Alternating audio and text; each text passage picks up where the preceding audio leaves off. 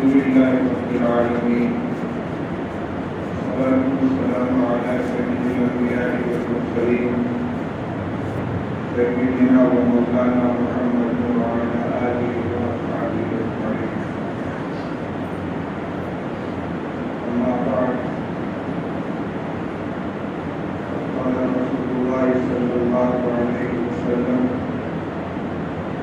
من لم يدع قول الزور والعمل به فليس لله حاجة في أن يدع طعامه وشرابه.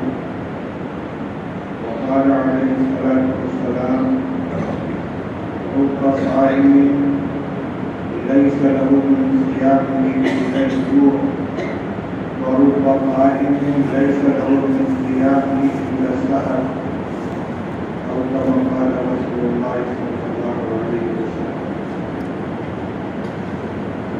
محترم بزرگ عزیزوں اور بھائیوں، آج کئی باتیں عرض کرنی ہیں، اس لیے مختصر ہر ضرورت سے متعلق کچھ باتیں آپ کے سامنے عرض کی جائیں گی۔ سب سے پہلے گزارش یہ ہے، آپ جانتے ہیں ماہ مبارک کا آغاز ہو چکا ہے۔ آج رمضان مبارک کی 30ویں تاریخ ہے۔ دن دیکھتے دیکھتے گزرے گا، ابھی 30ویں تاریخ ہے، اگلے جمعہ تک ایک عشرہ ہو جائے گا، پھر دوسرا عشرہ اور تیسرا عشرہ اور رمضان سے رخصت ہو جائے گا۔ یہ قیمتی موقع جو اللہ تعالیٰ نے اپنی رحمت سے ہمیں عطا فرمایا ہے، کچھ کمائی کرنے کا، کچھ اپنے لیے آخرت کا ذخیرہ اکٹھا کرنے اور اپنی اصلاح کرنے کا ہمیں موقع ملا ہے۔ آپ بار بار یہ آیت کریمہ سماعت فرماتے ہیں: یا ایھا الذین آمنوا کتب علیکم الصیام کما کتب علی الذین من قبلکم لعلکم تتقون۔ اے ایمان والو، تمہارے اوپر روزہ فرض کیا گیا جیسا کہ تم سے پہلی امتوں پر روزہ فرض کیا گیا تھا، تاکہ تم متقی بن جاؤ، پرہیزگار بن جاؤ۔ یہ روزہ ہمارے اندر تقویٰ کی صفت پیدا کرنے کی صلاحیت رکھتا ہے، لیکن یہ اپنا کام اسی وقت کرے گا جب ہم روزے کو روزے کی طرح گزاریں، اس کے آداب اور اس کے تقاضوں کی پوری رعایت کریں۔ صرف سحری اور افطاری کا نام روزہ نہیں ہے، اسی طرح صرف بھوک اور پیاس برداشت کر لینے کا نام روزہ نہیں ہے، کیونکہ رسول اللہ صلی اللہ علیہ وسلم نے ارشاد فرمایا: من لم يدع قول الزور والعمل به فليس لله حاجة في أن يدع طعامه وشرابه۔ جو شخص جھوٹ بات بولنا اور غلط کام کرنا نہ چھوڑے تو اللہ تعالیٰ کو اس کی کوئی ضرورت نہیں ہے کہ وہ بندہ اپنے کھانے پینے کو چھوڑے رکھے۔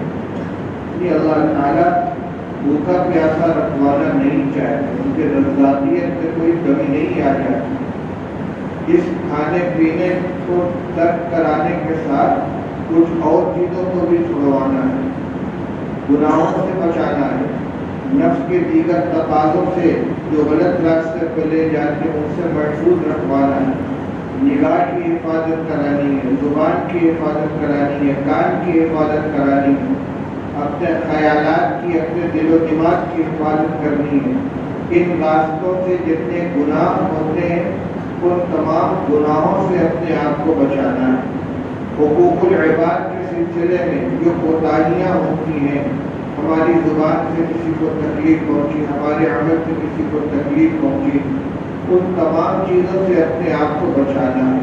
تقویٰ اسی کا نام ہے کہ آدمی محتاط ہو کر گناہوں سے بچتے ہوئے اپنی زندگی گزارے۔ جیسے حضرت عمر رضی اللہ تعالیٰ عنہ کے سوال کے جواب میں حضرت کعب بن مالک رضی اللہ عنہ نے فرمایا تھا کہ تقویٰ کا حاصل یہ ہے کہ جیسے کوئی شخص کانٹوں دار جھاڑی کے درمیان سے گزر رہا ہو اور چاروں طرف سے کانٹے اس کو الجھ رہے ہیں اور ان کے درمیان سے اپنے کپڑے کو اور اپنے بدن کو سمیٹتے ہوئے نکلے کہ کہیں الجھ نہ جاؤں، کہیں خراش نہ پڑ جائے، اسی طرح ہر طرف نفس اور شیطان کے کانٹے ہیں، گناہوں کے تقاضے ہیں۔ کوئی آنکھ کو مبتلا کرنے والا گناہ ہے، کوئی کان کو مبتلا کرنے والا ہے، کوئی دل و دماغ کو مبتلا کرنے والا ہے۔ ان کے درمیان سے اپنے آپ کو بچا کے نکالیں۔ تو روزے کو روزے کی طرح رکھیں، ہر طرح کے گناہ سے حفاظت کریں۔ بہت سی ایسی غلطیاں ہیں جس میں ہم مبتلا رہتے ہیں۔ مثال کے طور پر آج کل جو ملٹی میڈیا موبائل ہے، ہمارے کتنے نوجوان اور نوجوانی کیا عمر رسیدہ اس کے کہاں محفوظ ہیں، گھنٹوں برباد کرتے ہیں بیٹھ کر میسج دیکھنے میں، یوٹیوب دیکھنے میں، اور نہ جانے کیا کیا لغویات کے اندر اپنے آپ کو ضائع کرتے ہیں۔ یہ وہ زمانہ ہے کہ جس میں ایک نفل عبادت کا ثواب فرض کے برابر ملتا ہے اور ایک فرض کا ثواب 70 فرض کے برابر ملتا ہے۔ یعنی ایک حرف اگر ادا کرے گا قرآن پاک کا، لفظ اللہ ادا کرے گا تو اللہ میں جتنے حرف ہیں ہر حرف کے بدلے 10 نیکی، اور رمضان کے اندر 10 کا 70 گنا۔ یہ قیمتی وقت ہم کو ملا ہے، لیکن ہم اس کو برباد کرتے ہیں، اس سے اپنے آپ کو بچانا چاہیے۔ تراویح کے بعد بہت سے لوگ اب بیٹھ کر بیٹھک بازی کرتے ہیں، گپ شپ کے اندر اپنے وقت کو گزارتے ہیں۔ توفیق ملے تلاوت میں لگ جائیں، تسبیحات پڑھیں، دعائیں کریں، نہیں تو سو جائیں۔ اخیر شب میں آنکھ کھلے، اٹھ کر نفلیں پڑھنے، قرآن پاک کی تلاوت کرنے، دعائیں کریں۔ لیکن بیٹھک بازی اور وقت ضائع کرنا یہ اپنے آپ کا نقصان کرنا ہے۔ اسی طرح رات کی بیداری کی وجہ سے کچھ زیادہ سونے کا تقاضا ہوتا ہے، لیکن دن رات سونے ہی میں گزار دیں، یہ بھی وقت کا ضیاع ہے، اپنے آپ کی حفاظت کرنی چاہیے۔ دوسری بات، قرآن پاک کی آیت اللہ تعالیٰ ارشاد فرماتے ہیں، یا ایھا الذین آمنوا انفقوا من طیبات ما کسبتم ومما اخرجنا لکم من الارض ولا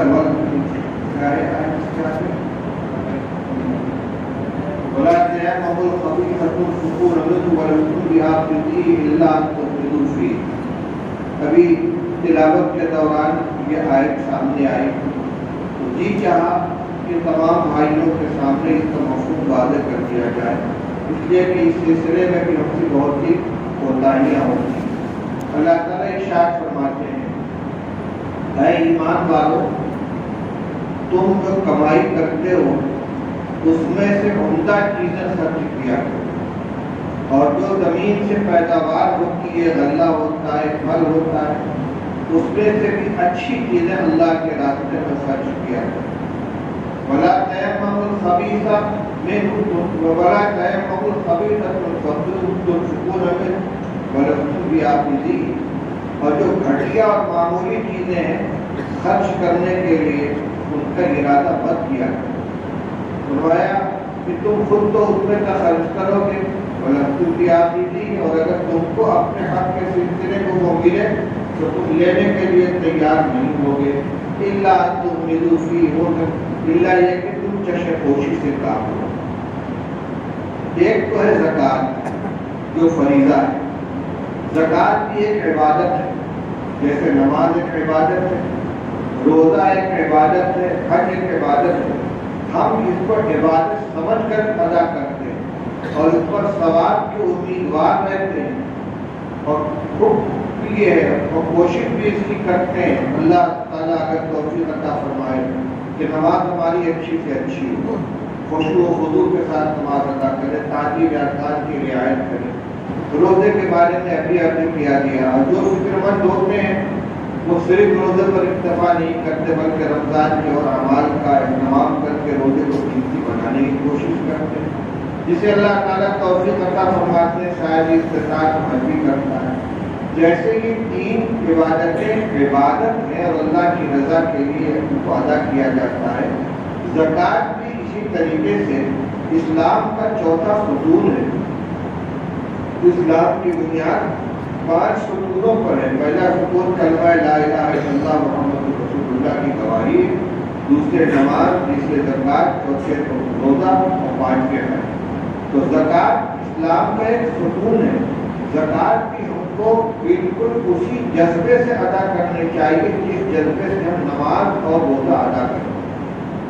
یہ عبادت اہم عبادت، لہذا اس میں کئی باتوں کا خیال کریں۔ ایک تو یہ کہ زکوٰۃ اچھے مال کی ادا کریں۔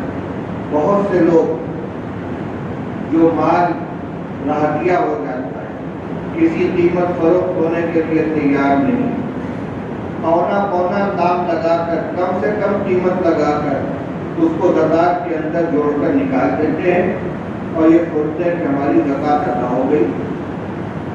مال تجارت ہے، مفتی صاحب سے مسئلہ پوچھیں گے، وہ تو جائز اور ناجائز بتاتے ہیں، وہ کہتے ہیں کہ ٹھیک ہے زکوٰۃ ادا ہو گئی۔ لیکن جو آیت میں نے ابھی آپ کے سامنے پڑھی ہے، اس میں اللہ تعالیٰ کیا فرماتا ہے؟ انفقوا من طیبات ما کسبتم، جو عمدہ پاکیزہ اچھی چیز ہے وہ خرچ کرو اور گھٹیا چیز خرچ مت کرو۔ اللہ نے اگر آپ کو دیا ہے ایسا مال پڑا ہوا ہے تو نفلی طور سے غریبوں کی امداد کو اس کو خرچ کر دیجیے، زکوٰۃ مت نکالیے۔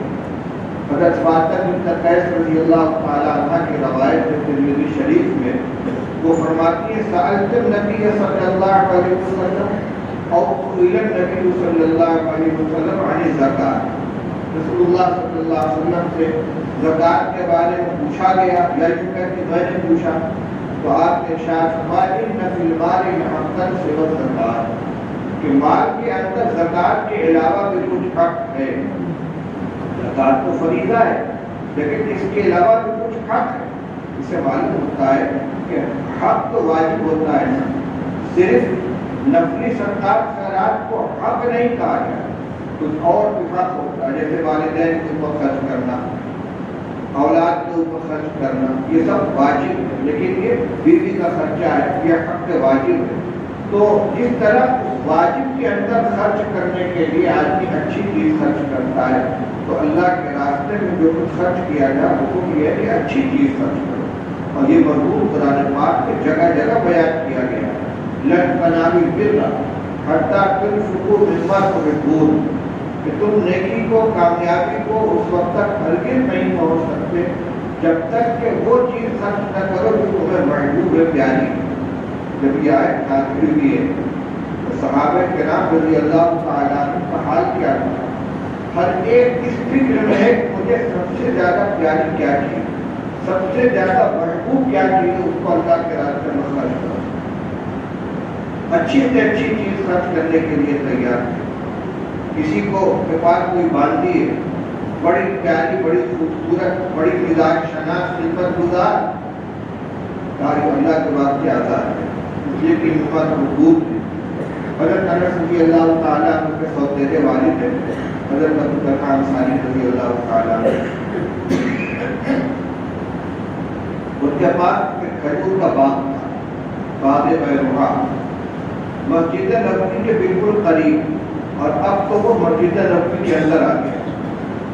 تو جانے کا نام حج کے لیے جاتے ہیں، باب فہد جو پہلا مین گیٹ ہے مسجد نبوی، روپی میں داخل ہو کر تھوڑا اندر جائیں گے تو بائیں طرف جہاں تک قالین بچھنی شروع ہوتی ہے، دوسری قالین اٹھا کے اگر دیکھیں گے تو زمین کے اوپر گول دائرہ بنا ہوا ہے، کالا سفید زمین کے اوپر کالا دائرہ بنا ہوا ہے، یہ کنویں کا نشان ہے۔ یہ حضرت انس رضی اللہ، حضرت ابو طلحہ رضی اللہ تعالیٰ عنہ کے باغ بیروحہ میں کنواں، اس کو بیر بیروحہ بھی کہتے ہیں۔ نبی کریم صلی اللہ تعالیٰ علیہ وسلم کبھی کبھی اس باغ میں جاتے تھے آرام فرمانے کے لیے، جس کی 3 وجہیں تھیں۔ ایک تو یہ کہ وہ مسجد نبوی سے بالکل قریب تھا، دوسرے یہ کہ اس میں میٹھے پانی کا کنواں تھا کیونکہ مدینے میں پانی کی بڑی قلت ہے، تیسرے یہ کہ اس میں سایہ بڑا اچھا تھا، اور حضور صلی اللہ علیہ وسلم کے تشریف لے جانے کی وجہ سے حضرت ابو طلحہ رضی اللہ تعالیٰ عنہ کو وہ بات بہت پیارا تھا، ان کو حضور سے محبت تھی، صحابہ کرام رضی اللہ تعالیٰ عنہ کی محبت کا ہم کیا اندازہ کر سکتے ہیں۔ حضور چونکہ اس بات میں تشریف لے جاتے تھے کہ حضرت انس رضی اللہ تعالیٰ عنہ کی نگاہ میں اس بات کی بڑی قیمت تھی۔ جب یہ آیت نازل ہوئی لن تنالوا البر حتى تنفقوا مما تحبون، انہوں نے غور کیا کہ مجھے سب سے زیادہ پیاری کیا تھی، تو میں کہ یہ بات بہت تھی حضور کی خدمت میں حاضر ہوئی، بلا کر عرض کہ یا رسول اللہ تعالیٰ یہ فرماتے ہیں کہ لن تنالوا البر حتى تنفقوا مما تحبون وإن أحب أموالي إلي بيعها، مجھے اپنی تمام اموال میں تمام جائیدادوں میں سب سے زیادہ محبوب یہ بات ہے، اس کے بارے میں یہ صدقہ جاریہ، یہ اللہ کے بات میں وقف کرتا ہوں۔ رسول اللہ صلی اللہ علیہ وسلم وقفا وقفا مال اللہ وقفا وقفا مال اللہ وقفا ہوا، بڑے نفع کا سودا کیا۔ اس کے بعد آپ نے فرمایا کہ فلا انت تلو فی بنی اعمامک، کہ میری رائے یہ ہے کہ تم اپنے ہاتھ سے اس کو اپنے غریب چچا زاد بھائیوں کے درمیان تقسیم کر دو۔ مساعد کو کیا ضرور کروں گا۔ یہ بھی ایک امتحان ہے، آدمی مسجد کا وقف کر دے گا، مدرسے کو وقف کر دے گا، اجنبی کو دے دے گا، لیکن اپنے قریبی رشتہ دار کو بہت مشکل ہے۔ کوئی لاولد ہو، کسی کا اولاد نہ ہو اور کاروبار والا ہو، اس کو سب سے زیادہ پریشانی اسی کی ہے کہ میرے مرنے کے بعد میرے کاروبار کے مالک میرے بھائی ہو جائیں گے، فلاں ہو جائیں گے۔ کسی اجنبی بچے کو لے کر گود لے کر پال کے اس کے نام کرنے کے یا مدرسے پر مجبور کر دیں گے، لیکن اپنے عزیز کو دینے کے لیے تیار نہیں۔ آپ نے فرمایا اپنے غریب بھائیوں پر تقسیم کرو گا، ضرور تقسیم کرو گا۔ چنانچہ حضرت کعب بن مالک، حضرت حسان بن ثابت اور کچھ اور انصاری صحابہ کے درمیان اس بات کو تقسیم کر دی۔ دیکھیے بات یہی آئی کہ محبوب چیز خرچ ہو۔ ایک اور روایت سناتا ہوں، آپ سن چکے ہو کہ فضائل صدقہ ہے۔ حضرت ابو ذر غفاری رضی اللہ تعالیٰ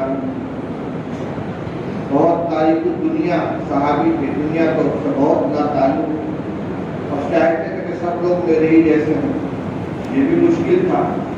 تو یہ حضرت عثمان رضی اللہ عنہ کے زمانے میں اس کے مشورے تھے مسجد نبوی سے کچھ فاصلے پر مقام رفتہ میں جا کر رہنے لگے۔ یہ تھے اور ان کی بیوی تھی۔ ایک صاحب کو شوق ہوا، وہ ان کے پاس گئے کہ حضرت میں آپ کی خدمت میں رہنا چاہتا ہوں، کہ تم میرے پاس رہ نہیں سکتے۔ کہ نہیں، کہ میں جس شرط پر رکھوں گا اس شرط پر رہنا پڑے گا۔ اچھی بات، کیا شرط ہے؟ کہ اگر میرے پاس کوئی ضرورتمند کوئی چیز مانگنے کے لیے آئے تو سب سے اچھی چیزوں کو اس کو دے دینا۔ اچھی بات، چند روز گزرے تھے، ایک مسافر ادھر سے گزرا اور یہ ویرانے میں اکیلے رہتے تھے۔ اس نے آ کر کہا کہ میرے پاس سفر کی کوئی سواری نہیں ہے، مجھے کوئی اونٹنی مل جائے تو میں سفر پر چلا اس کے ذریعے سفر کروں۔ یہ خادم جو تھے یہ خزانچی تھے، انہوں نے دیکھا، یاد آیا کہ حضرت کی نصیحت یہ کی تھی کہ سب سے عمدہ مال دے دینا۔ دیکھا تو سب سے عمدہ اونٹنی وہ تھی جس پر مشکیدے میں پانی بھر کر دور سے لاتے تھے۔ اس کے بعد والی اونٹنی جو تھی وہ بھی ٹھیک ٹھاک تھی، سفر کے لائق۔ انہوں نے سوچا یہ تو پانی بھرنے کے لیے کام آئے گی، اس کو سفر کی ضرورت ہے، یہ اونٹنی بھی کام دے دے گی، وہ اٹھا کے دے دی۔ حضرت ابو ذر رضی اللہ عنہ آئے، فرمایا اونٹنی کیا ہوگی؟ تو وہ ایسا مسافر آیا تھا تو اس نے مدد مانگی تو میں نے اس کو وہ اونٹنی دے دی۔ تو یہ اونٹنی کیوں نہیں دی؟ میں نے تم سے کہا تھا کہ سب سے اچھا جانور دینا، سب سے اچھا سامان دینا۔ حضرت وہ آپ کی ضرورت کے لیے پانی بھرنے کے لیے میں نے رکھ رکھا تھا، اور میں جانتا ہوں میری ضرورت کا دن کون سا ہے؟ میری ضرورت کا دن وہ ہے جو میں اللہ کی خدمت میں حاضر ہوں۔ تم شرط پر پورے نہیں اتر جاؤ نا، بھاگا بھاگ سب سے اچھی بات کیوں نہیں؟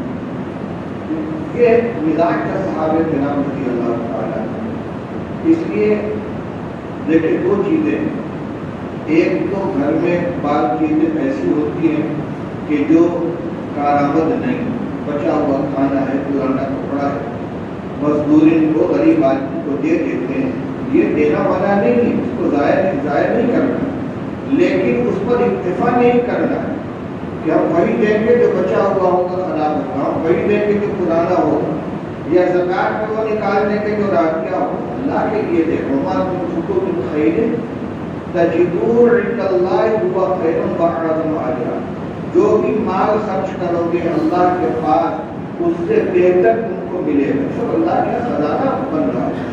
قرآن کی جگہ جگہ اقرضوا اللہ قرضا حسنا کہا گیا ہے، اللہ کو اچھا قرض ادا قرض دو، جو قرض دیں گے وہاں ملے گا، گھٹیا دیں گے گھٹیا ملے گا، بڑھیا دیں گے بڑھیا ملے گا۔ تو غریبوں کی مدد کرنے کے لیے اپنے یہاں کا بچا ہوا سامان، پرانا سامان دے دیا جائے کہ منع نہیں ہے، لیکن میں کہہ رہا ہوں کہ اسی پر اکتفا نہ کیا جائے۔ اچھا عمدہ صاف ستھرا کپڑا دینا کہ تھوڑا نیا بھی دے دو، پرانا اس کو نہیں دیا، اس کی مدد ہے۔ اسی طرح زکات نکالنی ہے تو زکات کے اندر اچھا مال نکالا جائے، قیمت جوڑ کر صحیح قیمت ادا کی جائے۔ باقی یہ تو ہے، ابھی روایت میں نے آپ کو سنائی تھی، حضرت فاطمہ بنت قیس رضی اللہ تعالیٰ عنہ فرماتی کہ حضور صلی اللہ علیہ وسلم نے زکات کے بارے میں پوچھا گیا تو فرمایا ان فی المال لحقا سوى الزکات، مال میں کچھ ہم زکات کے علاوہ بھی نفلی طور پر اس کو خرچ کرتے ہیں، نفلی طور پر اس کو خرچ کرتے ہیں، اور بہت سے ایسے مواقع آتے ہیں کہ جہاں زکات کے علاوہ خرچ کی ضرورت پڑے گی، مثلا کئی سیلاب آ گیا بنگال کے علاقے میں، ابھی چند سالوں میں 2 مرتبہ اس طرح کا واقعہ ہے، سیلاب آ گیا، بستیاں اجڑ گئیں، بدن ڈھانپنے کے لیے کپڑا نہیں، اور ساڑیاں اور دوسرے کپڑے بڑی بڑی مقدار میں بھیجے گئے، بھیج دیجیے، لیکن زکات ادا کرنا ہے تو اچھے مال کی زکات ادا کیجیے کیونکہ یہ فریضہ ہے۔ دوسری ایک بات اسی کے ضمن میں اور بھی، جس کو زکات دے اس کے ساتھ تذلیل کا معاملہ ہرگز نہ، اس کو حقیر نہ جانے۔ مولانا محمد عمر صاحب پالنپوری رحمۃ اللہ علیہ کا جملہ یاد آیا، یہ اچھی بات کی غور کرنے کی، تو فرماتے تھے کہ دیکھو مسجد کا احترام کیوں کیا جاتا ہے، مسجد قابل احترام کیوں ہے؟ یہاں نماز پڑھی جاتی ہے، نماز فریضہ ہے، نماز ادا کرنے کا جو محل ہے وہ قابل احترام ہوگی۔ رمضان کا مہینہ قابل احترام کیوں ہے؟ اس لیے کہ فریضہ ادا کیا جاتا ہے جس کا روزے کا۔ مکہ مدینہ منا عرفات مزدلفہ یہ سب قابل احترام ہے، کیوں؟ فریضہ حج کہاں ادا کیا جاتا ہے، زکات کی تو فریضہ ہے، اس کو کہاں ادا کیا جاتا ہے؟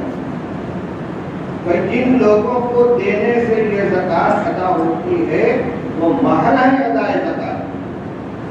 اگر یہ فقراء یا مساکین یہ ضرورت مند نہ رہے تو زکات کس کو دیں گے؟ انما صدقات للفقراء والمساکین والعاملین علیہا والمؤلفۃ قلوبہم وفی الرقاب، اللہ نے جو 7 مسائل بیان فرمائے، حدیث میں فرمایا گیا کہ اس سے پہلے صدقہ ادا کر لو کہ تم مال لے کر نکلو اور کوئی لینے والا نہ ہو اور کہے کل لائے ہوتے تو میں لے لیتا، آج تم خود صاحب نثار۔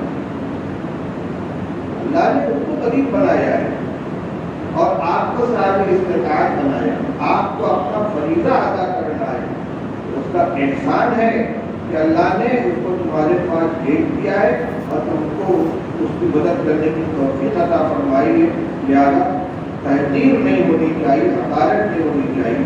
اللہ کے ہاتھ میں سب کچھ ہے، اگر وہ چاہے یہ بھی کر سکتا ہے کہ جس مقام پہ وہ کھڑا ہے وہاں مجھ کو کھڑا کر دے، جس مقام پہ میں بیٹھا وہاں ان کو بیٹھا۔ یہ یاد آیا قصہ حضرت مسلم محمود صاحب اللہ مرحبا مسجد چھتا میں اپنے گجرے میں بیٹھے ہوئے تھے، ایک شخص آیا، آ کر دھیرے سے کان میں کچھ اس نے خصوص کیا، حضرت نے جیب میں ہاتھ ڈالا اور اس کو پیسہ دیا، 100 روپے سے باہر جانا تو بہت پہلے کی بات ہے۔ اس کے جانے کے بعد ایک صاحب نے کہا حضرت اس شخص کی یہی عادت ہے، یہ کما سکتا ہے کھا سکتا ہے لیکن بس ادھر ادھر جھوٹی سچی باتیں بیان کر کے لوگوں کو پیسہ لے لیتا ہے۔ حضرت نے فرمایا مجھے معلوم تو پھر کیوں دیا؟ تو میں نے تو اس شکر میں ادا اس کو پیسہ دیا کہ اللہ تعالیٰ کو اس کی قدرت تھی کہ مجھ کو یہاں بیٹھا دیتا، مجھ کو اس کے ساتھ رکھتا، مجھ کو اس سے بچا کے رکھتا۔ میں اس کے شکرانے میں دے رہا ہوں کہ اللہ نے مجھ کو ایسا نہیں بنایا۔